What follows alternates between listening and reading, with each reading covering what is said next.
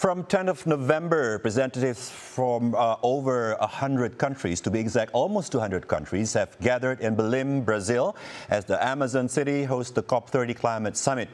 The United Nations calls this conference an important milestone for countries to update their climate action plans and push forward real measures against global warming.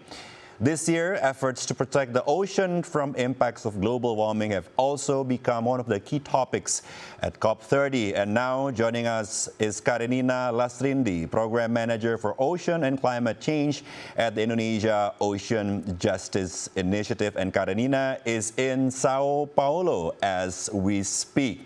So Karenina, thank you for having us. And let me start with the first question. Let's start from the broader picture. What are the main goals that countries want to achieve at COP30? Karenina.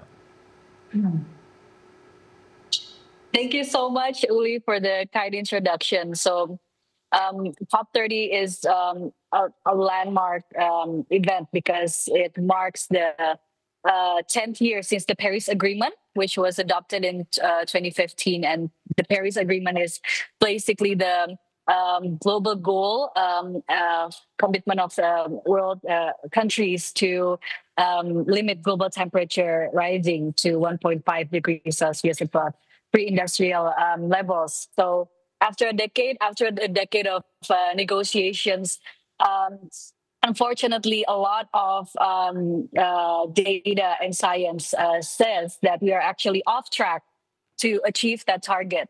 And global emissions are still rising instead of falling. Fossil fuel supplies still dominantly supply 80% of the world's energy. And the planet is predicted to heading towards an overshoot of around 2.7 until 3 degrees Celsius.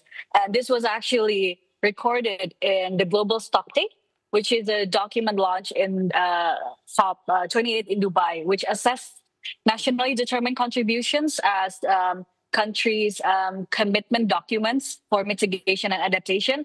And it assessed all the nationally determined contribution, and it revealed that we are still far away from reaching the Paris Agreement. And the window of opportunity is actually narrowing. So this means that future mitigation and adaptation will become harder and more expensive. So COP30, marking that 10-year progress, I would say it has three big goals. The first one is how to raise ambitions to achieve the Paris Agreement through strengthening commitments of countries' national determined contribution. And many countries have submitted their newly NDCs leading up to COP.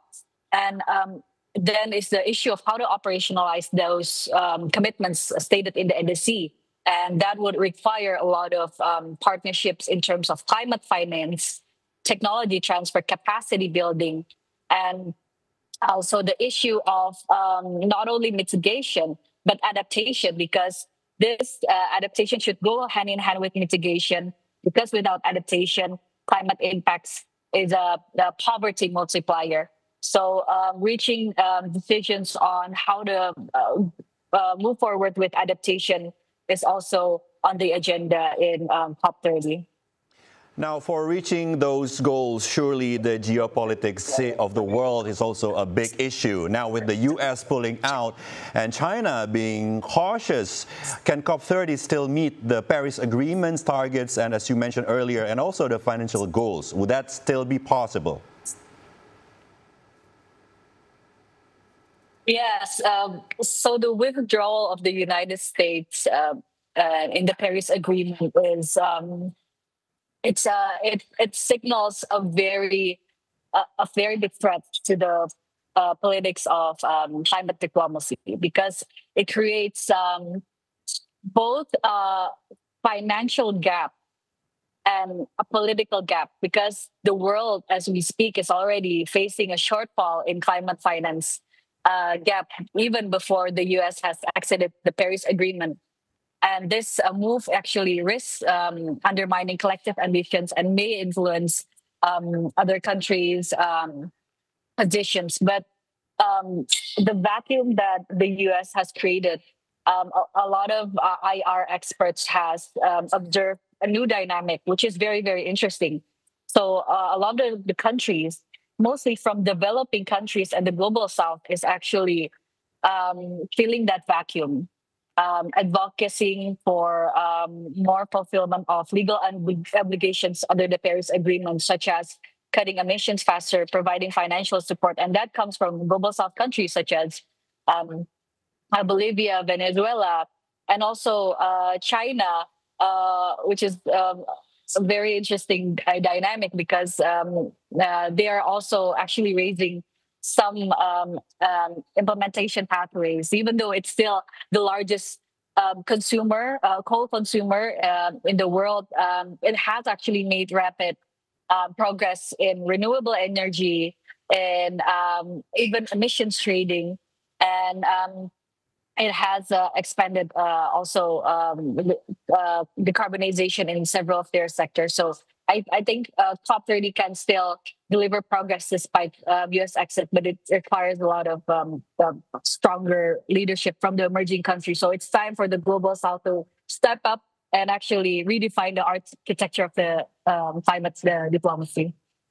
So it's time for us to step up about it. And also when we talk about COP30, this is also surely the continuity from last year in Baku. What new measures to tackle global warming have been proposed at COP30?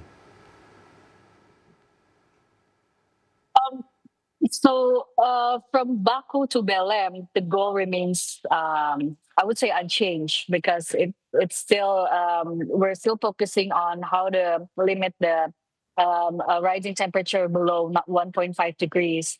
But there are several interesting issues where Baku is known for the COP, where a financial commitment was agreed, and um, leading to the COP in Brazil. Actually, people were assessing how big is the climate financing gap, and it actually reached um, 1.9 trillion in 2023, but the distribution is still highly unequal. So I think less than 10% actually goes to emerging markets and developing economies, and less than 5% goes to adaptation. So even though Baku has given a precedent for climate financing ambitions, the disbursement is really need to be looked out for, and it is actually still under the predicted financing need, which is actually 6 trillion annually. So the Belem Baku roadmap, we have to mobilize financing that from developed countries, and that requires a lot of push. And this is actually in addition to mandatory financing under the new quantified climate goals.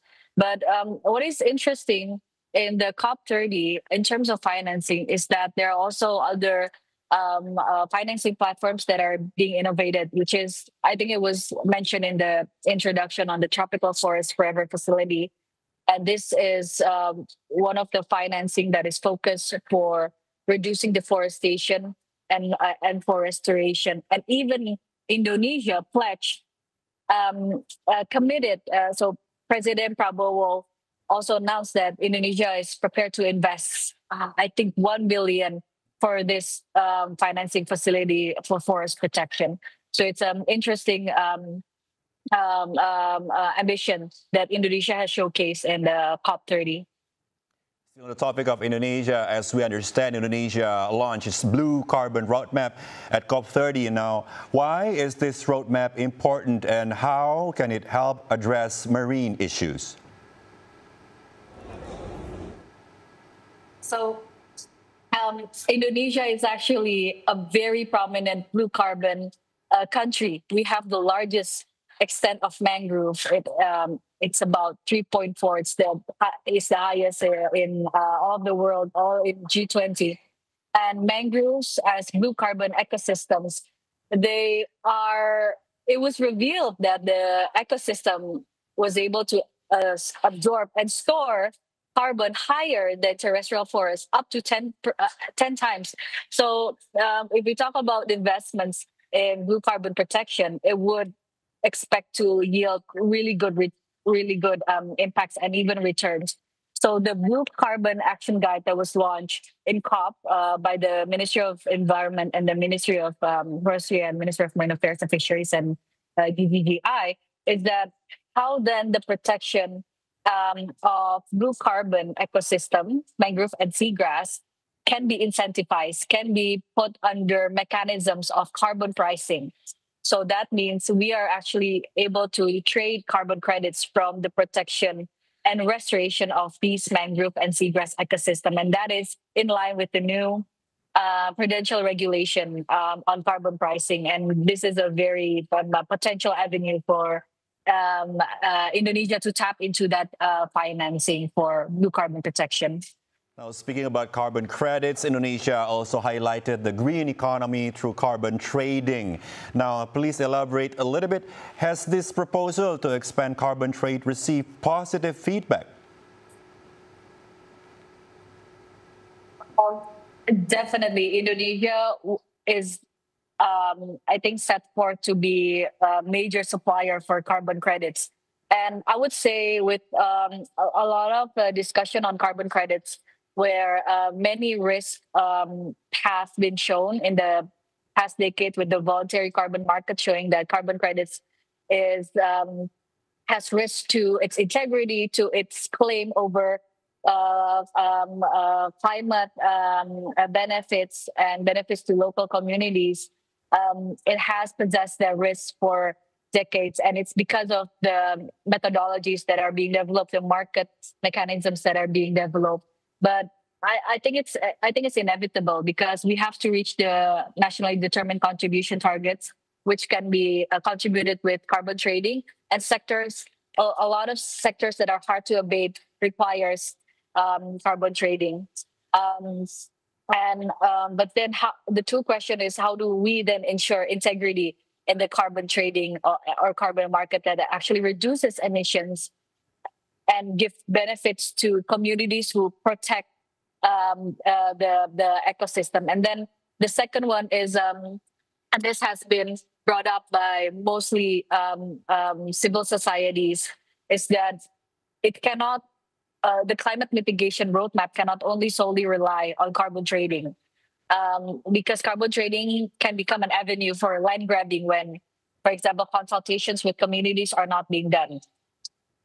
So we cannot overshadow the critical need to phase out fossil fuels in addition to carbon trading, because that is like still the main sector for mitigation, and we cannot focus solely on carbon trading. So I think the responses has been quite mixed with COP, and Indonesia has optimized the pavilion, the COP30, to be an arena for partnerships bilaterally under the Articles of the Paris Agreement for carbon trading. And I think it has hit a really big target of trillion.